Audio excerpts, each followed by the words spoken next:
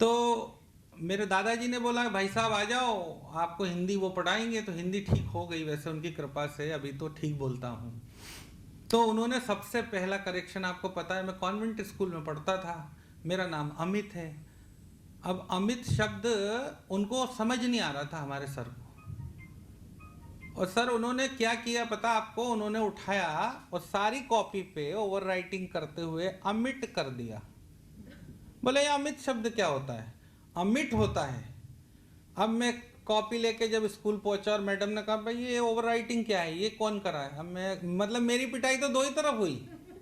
मैं ता करूँ तो इधर गड़बड़ और टा करूँ तो उधर गड़बड़। अब मैंने पापा से कहा यार मेरा नाम क्लियर करो पहले तो। फिर मैंने अपने नाम पे थोड़ा सा सोचना शुरू किया, भाई ये अमित शब्द का क्या मतलब है।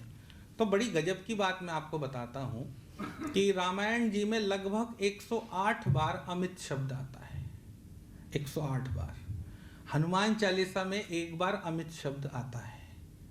अमित का मतलब होता है असंख्य, जिसकी कोई लिमिट तय नहीं है, उसकी काउंटिंग नहीं है, वो शब्द है अमित। उसके बाद मुझे, अब मैं इससे और दूसरा, मुंबई में हूँ तो मुंबई अंदाज में सोचा मैंने थोड़ा सा, तो मुझे पता चला कि अमिताभ बच्चन जी का नाम भी प्यार से अमित जी बोला जाए। वजह से मुझे ये भी पता चला कि उस समय में जितने बच्चे हुए हर घर में एक आध अमित तो है ही है।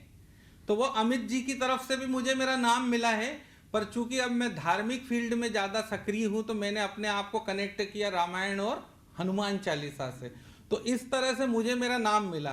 अब मैं आप जो भी न्यूमरोलॉजिस्ट हैं उनसे निवेदन करूंगा मेरे लिए जरूर कुछ बताइएगा। एक प्रश्न जो मेरे मन में जिज्ञासा थी, वो तो कल परसों हम मिले थे दक्षा मैडम आपसे, परसों हम दक्षा मैडम के ऑफिस में, क्योंकि आप तंत्र सीखने के लिए परेशान हो, मुझे सिखाने के लिए लोग परेशान हैं। माँ कामाख्या के दरबार से 7 बार निमंत्रण आ चुका है, जो कि मैं पिछले साल, पिछले बार तो कोरोना ने गड़बड़ कर दिया, वरना मैं वहां जा पाया और मुझे बहुत प्रसिद्ध वहां के जो मुख्य आचार्य उनके घर रुकने का अवसर मिला 8 दिन। और मैंने वहां जीवंत चमत्कार जिसे हम सिर्फ सुनते हैं वो वहां देखने का अवसर प्राप्त हुआ। हम कोशिश करेंगे कि एक सेमिनार हम कामाख्या माँ के दरबार में भी करें, ताकि वहां के जो गूढ़ रहस्य हैं, जो तंत्र की शक्ति है एक्चुअल, वो हमको सच्चाई के रूप में मिले। अभी तक हम ज्यादातर सिर्फ अफवाहों की बात करते हैं, किताबों कहानियां किस्सों में पढ़ते हैं। जब मैंने वहां के जो, वो भी वैसे ही प्रेम हो गया। मैं शुद्ध शाकाहारी, उनके यहाँ तो सब चलता है, वहां कोई मसला है नहीं। तो उन्होंने मेरे लिए स्पेशल नए बर्तन खरीद के मंगाए कि तुम हमारे घर में भी खाना खा सको, इसलिए उन्होंने नए बर्तन मंगाए और उसमें शाकाहारी भोजन बना के भोजन कराया। और उसके बाद फिर हमने काफी उनसे चर्चा किया। मैंने कहा गुरुदेव एक बता दीजिए बस कि वो काम्य सिंदूर जिसको हम मार्केट में देखते हैं टुकड़े टुकड़े लाल लाल वाला, आपने भी देखा होगा यूट्यूब गूगल पे सब पे वही बिक रहा है ना जी, वो फुल्ली फेक चीज है। वो मैंने पता किया उनसे, क्योंकि मैं तो अब जब गया था तो अपना तो खोजी मामला ही है ना। तब हमने उनसे पता किया, उनसे जो एक्चुअल उस समय में जो सिंदूर मिलता है वो उन्होंने हमें उपलब्ध कराया। और उस समय में जो 3 दिवस में जो सिंदूर मिलता है, जो वस्त्र मिलता है, वो हमको उन्होंने उपलब्ध कराया। और थोड़ा सा फायदा मुझे ये भी हुआ मेरे ठीक ठाक तरीके से कि वो जो गुरु माँ थी उन्होंने मुझे अलग से भी दिया। बोले ये बाबा, जो वहाँ बाबा बोलते हैं उनको सब, बोले ये बाबा जो है तेरा लेके आया था अंदर से, तो वो मैं तेरे को छुपा के दे रही हूँ, वो किसी को हम नहीं देते हैं। तो हमने वो भी इसमें मिलाया है जो हम आप तक पहुंचाना चाहते हैं। आप उनको पूरी श्रद्धा से चांदी की डिब्बी में अपने पूजा स्थान में रखिएगा और उसके चमत्कार आपके जीवन में आपको दिखेंगे। लोग फेक चीजों से बचें। ज्योतिष की जो हम अब पीढ़ी बन रहे हैं, उनका प्रयास यही होना चाहिए कि नकारात्मकता से बचें, लोगों को डराएं नहीं, लोगों के मन में इस विज्ञान को विज्ञान की तरह ही स्थापित होने दें, ना कि अंधविश्वास फैलाएं। और लोग इसी बात पर ज्यादा काम कर रहे हैं कि अंधविश्वास बढ़ा रहे हैं। और आप सब बहुत पढ़े लिखे, ज्ञानवान, बुद्धिमान लोग हैं। आप एक छोटा छोटा दिया जलाएंगे तो बहुत बड़ा प्रकाश होगा ही होगा। और ये कोशिश हम सब मिलके करेंगे तो निश्चित रूप से कोई रोक नहीं सकता कि हम अच्छे लोगों तक पहुंचे। क्योंकि आप अपने ही पेड़ की तो डाली काटोगे अगर अंधविश्वास फैलाओगे तो। कल लोग आपकी तो हंसी उड़ाएंगे, मेरी तो हंसी उड़ाएंगे, कह रहे वो तो ऐसे ही फालतू बात करते हैं, है ना जी।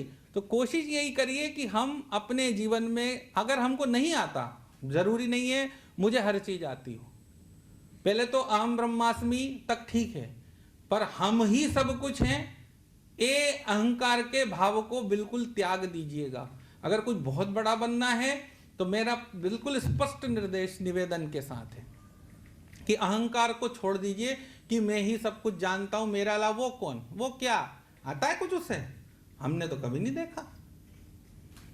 कहीं ना कहीं अगर अपने मुंह से ये शब्द निकलते हो उन्हें रोक दीजिएगा, क्योंकि ब्रह्मांड में अगर वो ऊर्जा जा रही है तो वो आपके लिए भी नकारात्मक हो रही है। आप ये कह सकते हैं कि हाँ मुझे नहीं पता वो कितना जानते हैं, ये मुझे नहीं पता, तो इसलिए मैं कुछ टिप्पणी करने में असमर्थ हूं, ये कहा जा सकता है और वो लाभदायक है, ठीक है। हम कहें अरे उसे क्या आता है, जैसे टेरोट वाले को दूसरा हल्का मानता है, उस वाले को वो हल्का मानता है, लामा फेरा वाला रुद्राक्ष वाले को नहीं मानता, रुद्राक्ष वाला वास्तु वाले को नहीं मानता, हस्तरेखा वाला किसी को नहीं मानता। सच है ना ये। जैसे मैं हस्तरेखा में बात करूं तो मैं बड़ी सीधी सी बात कहता हूं कि भैया हस्तरेखा विज्ञान भगवान ब्रह्मा जी द्वारा लिखित ऐसा शास्त्र जिसमें किंतु परंतु लेकिन ये वो कुछ होता ही नहीं है, उसमें तो जो लिख दिया सो फाइनल है, बशर्ते कि हमारी पढ़ने की क्षमता कितनी है। भविष्य दर्शन किया जा सकता है, भविष्य बदलाव नहीं किया जा सकता, यह अकाट्य सत्य है। पर यहां पर दूसरा पहलू आता है, तो फिर नग लें कि नहीं लें, रुद्राक्ष पहने कि नहीं पहने, और मंदिर जाने से भी क्या होगा, ये आता है ना प्रश्न तुरंत। इसका अगला प्रश्न है ये, तो उसका उत्तर ये हो सकता है, मुझे नहीं पता ये सही है कि नहीं, पर उसका उत्तर ये हो सकता है कि हम जीवन में सिकंदर का जो गुरु था उसको वो गाइड करते थे कि भाई अब लड़ने जाना, अब नहीं लड़ने जाना, अब ऐसा करना, वैसा करना। तो सिकंदर ने उससे कहा कि जब गुरुजी पहले से ही लिखा है कि ये करने से इस समय पे आज मैं राजा बन जाऊंगा तो मैं क्यों करूं। तो उसने कहा तू राजा बनेगा ये लिखा है, पर ये नहीं लिखा कि कितने प्रयास के बाद बनेगा भाई। तो तेरा प्रयास तो जारी रख। अगर तुम इस भरोसे बैठ जाओ कि मैं राजा बनने वाला हूं तो फिर प्रयास नहीं करोगे तो काम नहीं होगा। ओवरऑल बात इतनी है जो मैंने अनुभव में पाई, चाहे वास्तु की मैं बात करूं, मैं वास्तु विज्ञान में तो बहुत ज्यादा नहीं जानता, पर मेरे जीवन में ईशान कोण ने मेरी जिंदगी को बदल के रखा, ये मुझे पता है। ईशान कोण वास्तु का वह कोना जो कि किसी भी व्यक्ति के गृह स्वामी के जीवन में भारी उथल पुथल, जो कि उस गृह स्वामी के बच्चों के जीवन में मची उथल पुथल का कारक होता है। यदि आपके घर में या किसी के घर में आप जा रहे हैं और वहां अगर उसका ईशान कोण खराब है, 100% कटा हुआ है, गंदगी रखी है, अगर गंदगी रखी ईशान कोण में तो आर्थिक रूप से विपन्न होगा। अगर गंदगी नहीं है, कटा हुआ है, कोना छटा हुआ है, गड़बड़ है, खराब है, गंदा है, तो उसकी संतति को यानी उसके पुत्र को, पुत्री को, भविष्य को लेकर बहुत संशय करना पड़ेगा, तकलीफ उठानी पड़ेगी। उसके पास चाहे अथाह धन संपदा हो, चाहे वो बहुत संपन्न व्यक्ति हो, पर उसकी औलादों को उस तकलीफ को झेलना ही झेलना पड़ेगा। इसी प्रकार से वास्तु ऑलवेज ऐसे काम करता तिरछे वे में। यदि ईशान कोण गड़बड़ है तो 100% उसका नैऋत्य भी गड़बड़ होगा ही होगा। यदि किसी के घर में नैऋत्य कोण में कोई गड्ढा हो, कोई गहरा गड्ढा हो, जितना गहरा गड्ढा होगा वो उतने ही कर्जे में जाएगा, घर का मालिक जाएगा ही जाएगा, उसकी कोई घर वाले सुनेंगे नहीं, उसके जीवन में वो पैसे की तलाश करता ही दिखेगा कि कब आए, और बीमारियां उसको घेर के रखती हैं। ये तो हो गया ये वाला पॉइंट। बात मेरा सब्जेक्ट है हस्तरेखा विज्ञान, मूल सब्जेक्ट। मूल सब्जेक्ट हस्तरेखा विज्ञान क्या कहता है? ज्यादातर लोगों को आपने देखा होगा कि वो हाथ कैसे देखते हैं, ऐसे देखते हैं। मैं आपको तरीका बोलता हूं, कभी भी जिनको हाथ देखना सीखना है या हाथ देखने में रुचि हो, बहुत आसान तरीका है, बहुत आसान है, पॉइंट हमको पता होना चाहिए बस ठीक तरीके से। कभी भी किसी का हाथ देखिए तो ऐसे देखिए, पहले उल्टा, हमेशा ऐसा, ठीक है, उल्टा हाथ देखिए। उल्टे हाथ में देखना कैसे, इसमें आप गौर करिएगा, सभी उंगलियां अपनी किसी किसी तरफ झुकी होती हैं। गौर करिए अपने हाथ पे, एक उंगली की तरफ बाकी 3 उंगलियां झुकी हुई दिखेंगी आपको, दिख रही हैं क्या, है ना? तो वो उंगली किसकी है? पहली उंगली गुरु की, दूसरी शनि की, तीसरी सूर्य की, चौथी बुध की, 5वां अंगूठा शुक्र का। ठीक बात है। अभी अगर उंगलियां ज्यादातर आपकी सूर्य पर्वत की तरफ झुकी होती, ज्यादातर लोगों की, और अगर आप सब फेमस लोग हो इसलिए सूर्य की तरफ झुकी होंगी, अगर कोई लेबर टाइप इंसान होगा तो उसकी उंगलियां शनि की तरफ झुकी होंगी, क्योंकि उसके जीवन में शनि का इफेक्ट ज्यादा है। हम हाथ देखने की शुरुआत ही यहां से करते हैं कि इस व्यक्ति के जीवन पे किस ग्रह का मूल अधिकार है, वो किस तरह का व्यक्ति है, यहां से वो हम डिसाइड करते हैं। इसके बाद यहां पर जो बाल होते हैं उनकी क्या फ्रीक्वेंसी है, अगर कड़क बाल है, नरम बाल है नहीं है, इन सब से फर्क पड़ता है। इसके बाद हम हाथ को पलटने का बोलते हैं, फिर हम देखते हैं कि उसके हाथ की रंगत कैसी है, गुलाबी है, सांवली है, काली हथेली है, पीली हथेली है, नरम हथेली है, कड़क हथेली है, कैसी हथेली, अपनी अपनी देखिए जरा कैसी है। अब मैं आपको बता देता हूं, जिसकी पिंक है मतलब उसको बहुत ज्यादा मेहनत के बिना भी धन की प्राप्ति होती है। जिसकी हथेली थोड़ी सांवली है उसे सब कुछ प्राप्त होते हुए भी सुख की तलाश करनी पड़ती है। उसके मन में बहुत बेचैनी, उथल पुथल मची रहती है। वो जिज्ञासु होता है, अपने जीवन के बारे में बहुत कुछ जानने की तलाश करने के लिए लगातार जागता रहता है। जिसका हाथ पूरा गद्देदार, रोएदार, बिल्कुल फोम जैसा हो, वो बिना कारण धनवान, संपन्नतावान और फेमस हो सकता है। इसके बाद कुछ 7 लाइनें होती हैं। हस्तरेखा विज्ञान किस उम्र में कैसे काम करता है, मैं आपको मेरी एक बड़ी की टेक्निक बता देता हूं, जो कि बताना नहीं चाहिए मुझे, पर मेरे साथ अगर वो चला गया तो किसी काम का नहीं है जो मैंने अर्जित किया, तो मैं आप लोगों के बीच शेयर करता हूं। बड़ी सीधी बात है, आप सब ज्योतिषी हैं, मैं बड़े डंके की चोट ये बोलता हूं, मैं किसी से प्रश्न नहीं पूछता कि आप क्या पूछने आए हो, मैं ये नहीं पूछता, बल्कि ज्यादातर ज्योतिष पूछते ही हैं आपका प्रश्न क्या है, क्या प्रॉब्लम है, ये पूछते हैं ना, आप लोग भी पूछते होंगे शायद। मैं आज आपको कोशिश करिएगा, इसे प्रैक्टिस करना पड़ेगा थोड़ा सा। मान लीजिए कि गोठी साहब जितनी एज का आदमी मेरे पास हाथ दिखाने आए, तो इस एज का क्या प्रश्न होना चाहिए उसका? बच्चों का करियर, हेल्थ और इकोनॉमी, 3 प्रश्न। समझ में आ गया मेरा पॉइंट, है ना? अभी सलील भाई आए, इनका क्या होना चाहिए? करियर, पैसा, मकान, गाड़ी मिलेगी कि नहीं मिलेगी, सही है ना? फैक्ट यही प्रश्न है। इसके बाद अभी कोई मम्मी आई किसी बच्चे का दिखवाने, तो क्या है उसका क्वेश्चन?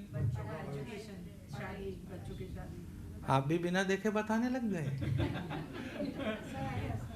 पर इस तरह से सोचते नहीं है हम। एक्चुअली हमने आदत बना ली है कि जैसे ही कोई सामने आए पूछ लो तुरंत पट्ट से, भाई काहे के लिए आया? गड़बड़ है ना? मैं जो कह रहा हूं इसे प्रैक्टिस करना पड़ेगा। मैं आपको बहुत ईमानदारी से कह रहा हूं, अगर आप इसको प्रैक्टिस कर गए, देखो आप अपने क्षेत्र के बादशाह हो, आप अपने क्षेत्र की क्वीन हो, है ना? मैं आस्था रहता हूं, मुझे कोई फर्क नहीं पड़ता कि आप मेरी टेक्निक से यहां काम करोगे तो मुझे कोई नुकसान होने वाला नहीं है। हम अपने भाग्य की रोटी ही खाते हैं। मैं पूरे गर्व से, मैंने प्रिंट करा रखा है मेरे से, मैंने 26 डेथ प्रेडिक्शन अभी तक की हैं और बिल्कुल 100% सही हुई हैं। 26 डेथ प्रेडिक्शन। आप अपने पूरे जीवन में यदि एक मौत की भविष्यवाणी करते हैं तो आप अपने आप को बहुत बड़ा ज्योतिषी मान लेना, मैं गारंटेड बोलता हूं ये बात। और इस बात को मैं पूरे डंके की चोट पे बोलता हूं, कोई चिंता नहीं, ज्ञान है, वो लिखा है। अब उसको आप कैसे यूज करते हो डिपेंड इस पे करता है ना? आप अपने ज्ञान को नहीं मांझ रहे, आप कोशिश कर रहे हैं यही बता दे बस कुछ, तो तो मतलब ही क्या बचा? वो आपके पास क्यों आया भाई? उसको भी पता उसका पेट दुख रहा है, तो आपने कौन सा नियाल कर दिया, है ना। दूसरा, वैदिक पूजा पद्धति को सही तरीके से इस्तेमाल करवाइए, उससे लोगों के जीवन में ऊर्जा का संचार होता ही होता है। हम वहाँ उज्जैन में हम वो काम करें जिससे हमारे सबके जीवन में उन्नति हो। हमारा जजमान, हमारा क्लाइंट अगर तरक्की करेगा तो ही तो हम तरक्की करेंगे ना जी। अगर वो नहीं संपन्न हुआ हमसे मिलके तो क्या फायदा हुआ? ठीक बात है ना। तो हस्तरेखा में हर 7 साल में बड़े परिवर्तन आते हैं। जब आप 0 साल में पैदा हुए और 0 से 7 वर्ष तक आपने अपनी जीवन यात्रा चलाई, तब आपका जीवन कैसा था? अलग था ना। तो आपके हाथ की रेखाएं तब वैसी थी। फिर 7 से 14 वर्ष तक की अवस्था आई, आपके जीवन की प्रायोरिटियां बदली, आपकी आवश्यकताएं बदली, तो फिर क्या हुआ? आपको कुछ और नया चाहिए था, तो आपने उसके लिए कोशिश किया और वो आपके हस्तरेखा में आया। फिर 14 से, है ना जी, फिर 21 से 28 पे आप गौर करें। तो इस तरीके से हर 7 साल में यह हस्तरेखा विज्ञान अपने कार्य को प्रदर्शित करता है, आपके हाथ पर अंकित होता है। बस शर्त इतनी सी कि हम उसे पढ़ना जान जाएं। एक और पॉइंट बताता हूं, आप किसी को भी जादूगरी दिखा सकते हो छोटी सी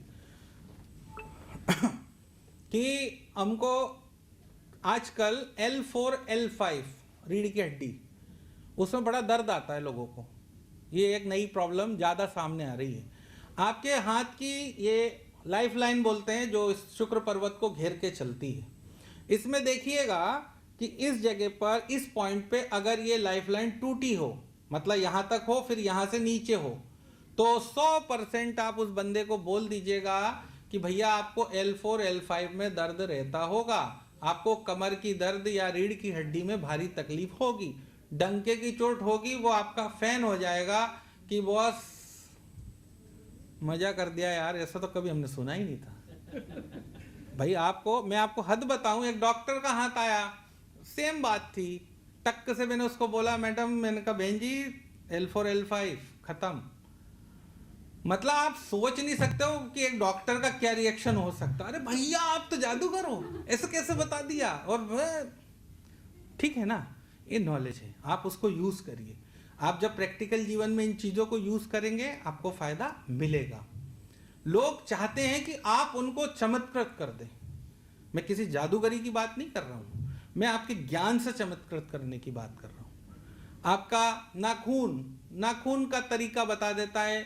अभी परसों मैं वहाँ था, मेरे हॉस्पिटल गया हुआ था मेरे किसी डॉक्टर से मिलने, तो एक्चुअल ऐसी जनरल बात हो रही थी। तो यहाँ मैंने देखा कि उनके अंगूठे पे, आप गौर करिएगा, जिसकी यहाँ पर ब्लैक लाइन आ रही हो, ये जो लाइनें बनी होती है ना हल्की पल्की, इनमें ब्राउन ब्लैक अलग अलग तरीके की लाइनें होती हैं। यदि ब्राउन या ब्लैक लाइन आ रही हो तो उस व्यक्ति को हार्ट या कार्बोहाइड्रेट से रिलेटेड प्रॉब्लम का सामना करना पड़ सकता है, हार्ट अटैक आ सकता है उसको। अब कब आएगा हार्ट अटैक? भाई हार्ट अटैक तक बात आ गई तो आप किसी को बोलोगे तो वो तो अगला प्रश्न यही पूछेगा ना, भाई साहब कब आएगा? तो आपको ये नहीं बोलना कि आपको हार्ट अटैक आ सकता है, आपको ये बोलना चाहिए उसको कि आपको अपनी प्रॉपर डाइट फॉलो करिए, अपना कोई चेकअप करा लीजिए किसी अच्छे कार्डियोलॉजिस्ट से मिलके, तो आपको सुरक्षा बढ़ जाएगी। अभी ये बोल दो हार्ट अटैक आने वाला है तो बंदा यूं ही टेंशन में है ना जी। तो हमको बोलने का भी तरीका पता होना चाहिए कि हमें कैसे बोलना है बात। और उसके बाद वो लाइन अगर डार्क काली है तो ये कितने समय तक रहता है? एक नाखून की आयु, जो ये नाखून है इसकी आयु होती है 6 मंथ। यहां से लेके यहां तक जाने में इसको 6 महीना लगता है। ठीक है, तो आप क्या बताओगे कि भाई अगले 6 महीने तक आपको सेफ्टी रखना चाहिए, अपने घर वालों के आसपास सोने के लिए अकेले मत सोइए कभी भी, ऐसा मतलब जो प्रिकॉशनली बात हो सकती है ना, तो आप कई जीवन बचा सकते हैं। मैं ये बातें प्रैक्टिकल बोल रहा हूं, जो मैंने किया है, रिजल्ट आया है, चीजें समझ में आई हैं, तो आप भी इस्तेमाल करोगे तो आपको भी मजा आएगा। लोग आपकी जय जयकार करेंगे, आपके इलाके के आप सुपरस्टार हो जाओगे, तो हमें और अच्छा लगेगा, क्योंकि आज तो आप गैलेक्सी अवार्ड लेके जाने वाले हो। मैं चाहूँगा अगले अवार्ड में आप और अच्छे दिखो।